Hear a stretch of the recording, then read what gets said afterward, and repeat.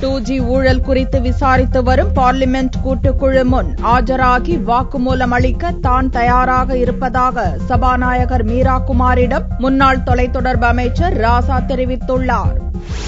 2008ஆம் ஆண்டு நடந்த 2G spectrum ஊழல் வழக்கு குறித்து PC சாக்கோ தலைமையிலான பார்லிமென்ட் கூட்டுக்குழு விசாரித்து வருகிறது. 2008இல் மத்திய அரசின் அட்டர்னி ஜெனரலாக இருந்த GE வாகன்வதி கூட்டுக்குழு முன் சமீபத்தில் ஆஜராகி வாக்குமூலம் அளித்தார்.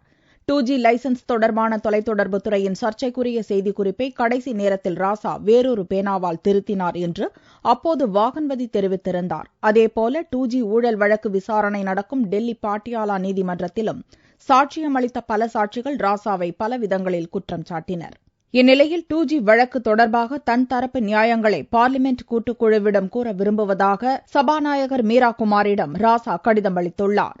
2G விவகாரத்தில் பல உண்மைகள் மறைக்கப்படுவதாகவும் தன்மீது தவறான அபிப்பிராயத்தை ஏற்படுத்தும் வகையில் உச்சநீதிமன்றமும் கூட கருத்துக்களை தெரிவித்திருப்பதாகவும் கடிதத்தில் சுட்டிக்காட்டியுள்ள ராசா தனக்கு வாய்ப்பளிக்காமலே தான் தண்டிக்கப்பட்டுள்ளதாகவும் தெரிவித்துள்ளார்.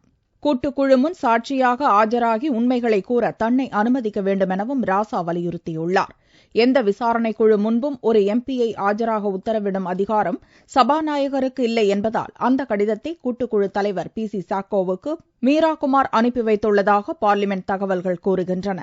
வழக்கில் குற்றம் சாட்டப்பட்டவராக இருக்கும் ராசாவை சாட்சியாக அழைக்க முடியாது என்று சாக்கோ கூறி வரும் நிலையில் அவரை சாட்சியாக அழைத்து உண்மைகளை கூற அனுமதிக்க வேண்டுமென குழுவில் இடம்பெற்றுள்ள திமுக MP-க்கள் TR பாலு, திருச்சி சிவா வலியுறுத்தி வருகின்றனர் என்பதும் குறிப்பிடத்தக்கது.